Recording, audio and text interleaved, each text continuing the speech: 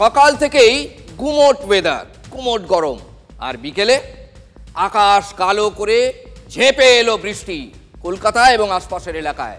শহর কলকাতায় তখন মুষলধারা। কালও দক্ষিণবঙ্গের বেশ কিছু জেলায় কালবৈশাখীর সতর্কতা রয়েছে। গুমোট গরমে মুষলধারা স্বস্তি আনলো, তবে ততক্ষণে বঙ্গ রাজনীতির হাওয়া গরম করে দিয়েছেন তৃণমূলের মুখপাত্র কুণাল ঘোষ। কোথায়? সোশ্যাল মিডিয়ায় পোস্ট দিয়ে।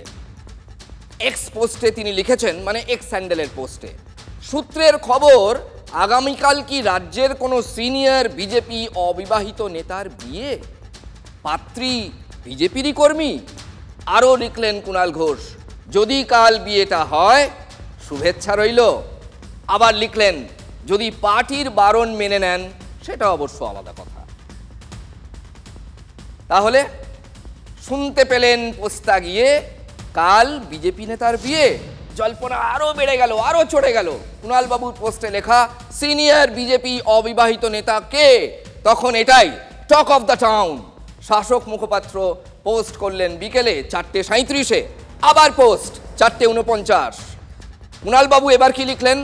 দিলীপ ঘোষকে ব্যক্তিগত শুভেচ্ছা। এর মধ্যে রাজনীতি খুঁজবেন না দয়া করে। কি বুঝলেন? 2-2-4 করলে কি দাঁড়ালো ব্যাপারটা? টোপর মাথায় দিয়ে এবার বিয়ের পিঁড়িতে দিলীপ বাবু। প্রথম পোস্টে কুণাল ঘোষ নাম নেননি, পরের পোস্টে নাম করেই শুভেচ্ছা জানিয়েছেন। তৃণমূল মুখপাত্রের পোস্ট, উত্তর দিয়েছেন বিজেপি মুখপাত্র। আমার এরকম কোনো খবর জানা নেই। যদি কেউ বিয়ে করেছেন আনন্দের খবর। এর মধ্যে রাজনীতি কোথায়? আর এর মধ্যে পোস্টই বা করবার প্রয়োজন কি আছে? সে একটা সময় ছিল বটে, রোজ রোজ বলতেন দিলীপ ঘোষ মর্নিং ওয়াকে গিয়ে, আর বিকেলে বলতেন কুণাল ঘোষ সাংবাদিক বৈঠকে। দ্বিতীয় ঘোষ মানে কুণাল ঘোষই এই এত বড় সুখবরটা দিলেন, বাজারে ছেড়ে দিলেন। বিয়ের পিঁড়িতে বসছেন দিলীপ ঘোষ। তবে ঠিক পিঁড়িতে বসে বিয়ে নয়, বিয়ে হবে আইনত রেজিস্ট্রি করে। তাহলে পাত্রীকে, এই প্রশ্ন তো আপনারা করবেনই। পাত্রীর নাম রিঙ্কু মজুমদার, তিনিও বিজেপি করেন। অন্দরের খবর, বিজেপি করতে গিয়েই দুজনের আলাপ এবং ঘনিষ্ঠতা। আর তারপর স্বপন যদি মধুর এমন, হোক সে মিছে কল্পনা, জাগিও না আমায় জাগিও না। কি বুঝলেন? রাজনীতির দিলীপ ঘোষ রোজ রোজ গরম গরম ভাষণ দেন, লাঠি খেলেন, গদা চালান, হুঁশিয়ারি দেন মাঝে মাঝে শত্রুপক্ষকে, অর্থাৎ রাজনীতির শত্রুপক্ষকে, অস্ত্র ধরার কথা বলেন। এবার দিলীপ বাবু সিঙ্গল ইঞ্জিন থেকে ডাবল ইঞ্জিন হচ্ছেন। সরকার ডাবল ইঞ্জিন হওয়ার আগেই রসিকতা করে বলছেন অনেকেই। আবার মেজাজটাই আসল রাজা, জানেন তো? মা দুর্গার কাছে যখন আমরা ওই যে দুর্গাস্তোত্র পাঠ করি, ঠাকুরমশাই কি বলেন খেয়াল করে শুনবেন। বলা হয়, ভার্যাং মনোরমাং দেহি মনোবৃত্তানুসারিণীম। তার মানে আমার যেন সুশীল পত্নী হয়, আমার মনোবৃত্তি অনুসারে যত স্ত্রী দিও আমাকে, পার্টনার দিও আমাকে, জীবন সঙ্গিনী যাই বলুন।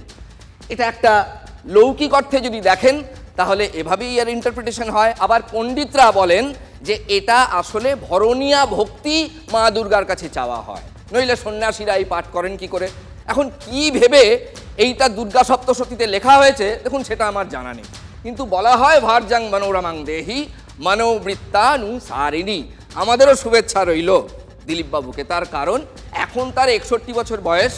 এটা এমন একটা সিদ্ধান্ত যেটা নিয়ে হাটে বাজারে অনেক কথা হবে।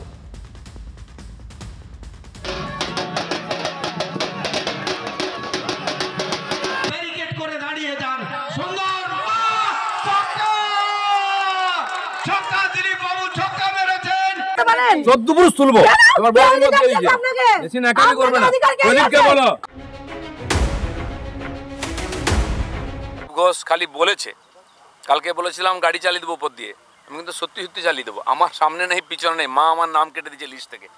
তোমাদের কি হবে ছেলে মেয়ে বউদের ভেবে তারপরে আমার সঙ্গে লাগবে।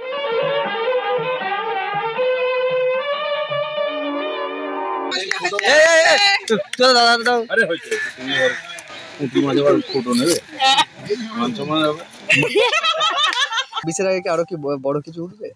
বড় মাছই ধরো প্র্যাকটিস চলছে। 26-এর আগে কি আরো কি বড় কিছু উঠবে? বড় মাছই ধরো প্র্যাকটিস চলছে। 61 বছর বয়সে এসে দিলীপ ঘোষ বিবাহ বন্ধনে আবদ্ধ হচ্ছেন। আগামীকাল শুক্রবার সন্ধ্যাতে দিলীপ ঘোষ রিঙ্কু মজুমদারের সঙ্গে বিবাহ বন্ধনে আবদ্ধ হবেন। রিঙ্কু মজুমদারের বাড়ি নিউ টাউনে। তিনি দীর্ঘদিন ধরে বিজেপি মহিলা মোর্চার সঙ্গে জড়িত।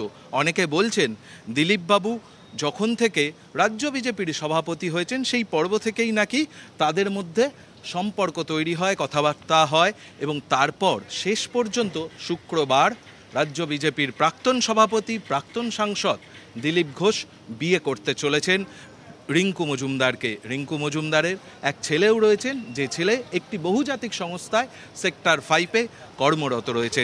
কিন্তু বাড়িতে টিভি কিনছে, ফ্রিজ কিনছে, আর নতুন নতুন আসবাব কিনছে, এটা হাতিয়ার নেই। বলে হাতিয়ার আমাদের কি হবে?